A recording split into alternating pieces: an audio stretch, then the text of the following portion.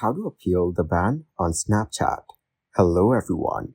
In this video, I will show you how to appeal the permanent ban on Snapchat. If your Snapchat account has been permanently banned due to a violation of community guidelines, you may have the option to appeal. To check if you're eligible to appeal, open the Snapchat app and try to log in.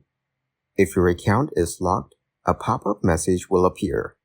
Tap Appeal Decision to start the appeal process. If your appeal is approved, Snapchat will email you confirming that your account has been reinstated and any strike against your account will be removed. If your appeal is denied, Snapchat will email you, letting you know that the decision is final and your account will be permanently deleted. For EU users, if your appeal is unsuccessful, you can further appeal through an out-of-court dispute settlement body certified under the Digital Services Act. You may also resolve disputes through Snapchat's Terms of Service. Thank you guys for watching this video. Hope you got some value. Make sure to like the video and subscribe to the channel to get notified of new videos. See you in the next one.